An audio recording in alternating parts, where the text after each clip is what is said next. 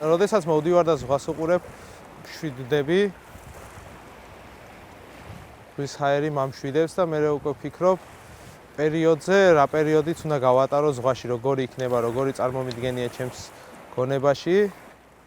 ვემზადები შერეული ნაოსნობისთვის და იმედია ზაფხულში წავალ. სირთულეებთან შეჭიდებას გავს აღელვებული ზღვის გადალახვა.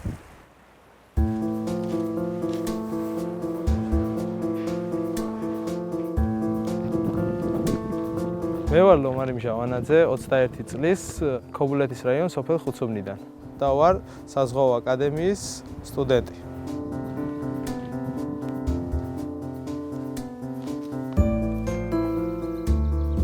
დავიბადე, გავიზარდე ქობულეთის რაიონის სოფელ ხუცუბანში.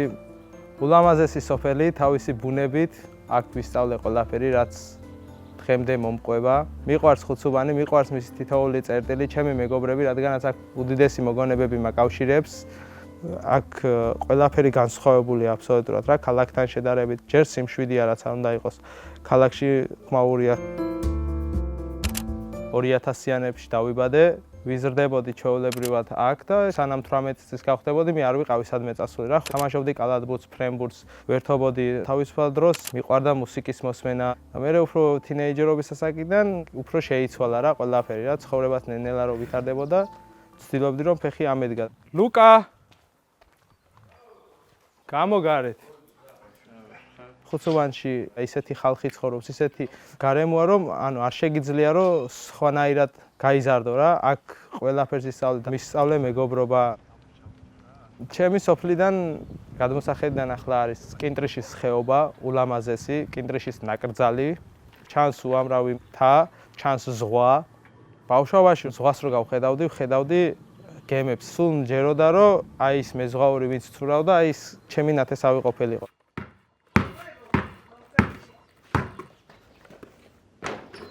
მინდოდა რა კალათბურთელობა და ყოველთვის ვცდილობდი რომ რაღაცა ჩემი მხრივ განმევითარებინა, მაგრამ რატომღაც ჩემი ის ბავშვობის ღრმა ოცნება რომ გამხდარიყავი მეზღვაური, ყველაზე მეტად წამოვიდა და ფიქრებით მაინც იმაზე ვფიქრობდი რომ მეზღვაური გამხდარიყავი და ხშირად ვკითხულობდი სტატიებს, ფილმებს ვყურებდი მეზღვაურებზე, რომლებიც რაღაც განსაკუთრებულს აკეთებდნენ და მინდოდა რა ეგეთიც გამეკეთებინა მე ცხოვრებაში.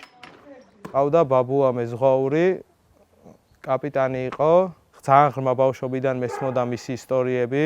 არ არსებობს რომ რაღაცა განცდა არ დაგეუფლოს რომ ერთხელ მეც მინდა რომ გამოვცადო ეს ყველაფერი. მე ბავშვობიდან ვცდილობდი რაც სკოლას შეეძლო განათლება მოგეცა მეზღვაურებისთვის, ის მესწავლა, იყო ეს გეოგრაფია, რომელიც ძალიან მიყვარდა, იყო ეს მათემატიკა, ფიზიკა, უცხო ენები და უკვე შემდეგ სტუდენტობის პერიოდში, როდესაც ჩავირიცხე საზღვაო აკადემიაში, მე ყველაფერს ვაკეთებ იმისთვის, რომ გავხდეს სრულფასოვანი მეზღვაური.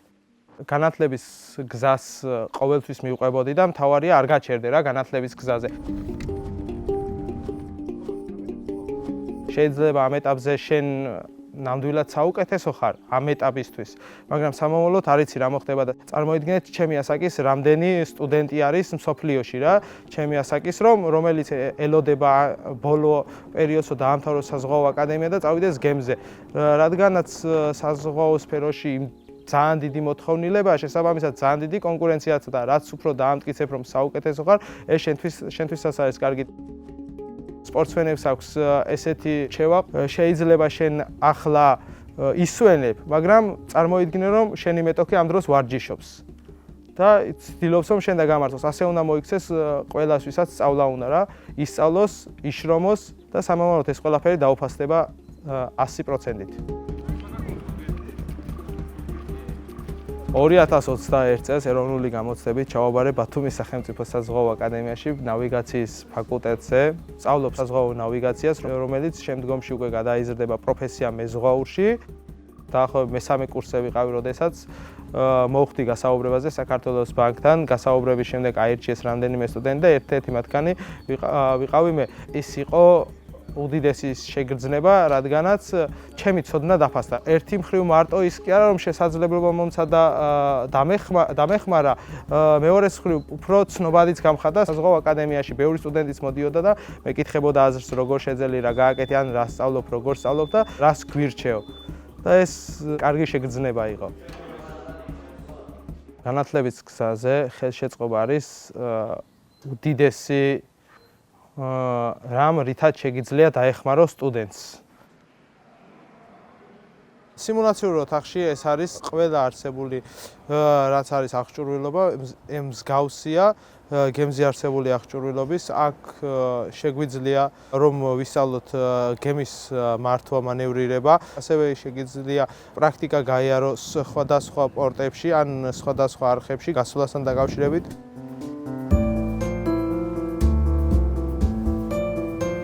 დღესდღეობით სტუდენტს განათლების გზაზე შეიძლება ძალიან ბევრ პრობლემებს წააწყდეს. არ არის სტუდენტობა მარტივი.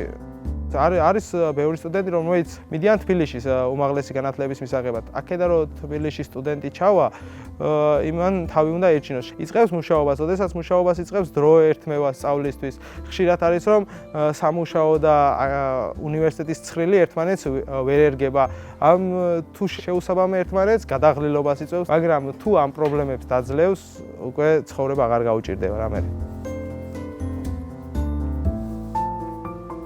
ევროპული განათლებაზე ბევრი ინფორმაცია შეიძლება მოიძიო თუ რა შესაძლებლობები აქვს და რა შესაძლებლობები შეიძლება მოგცეს. მე მაქვს პირადი გამოცდილება გერმანიაში ფლენსბურგის საერთაშორისო უნივერსიტეტში ვისწავლე ერთი სემესტრი.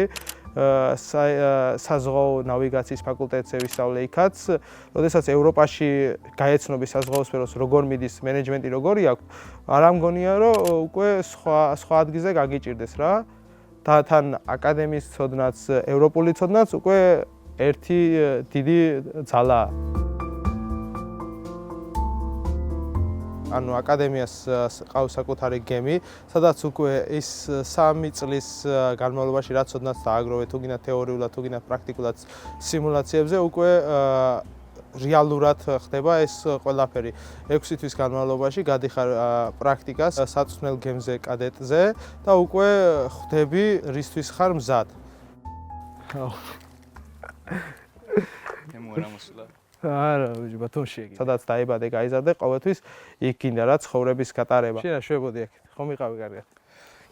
როდესაც საზღვაო სფეროდან დაუბრუნდები, აუცილებლად ისევ ჩაოლებურად გავაგზავნებ ჩემს სოფელში ცხოვრებას. კაია თუ ვარჯიშობს, მომენატრა ხაურობა.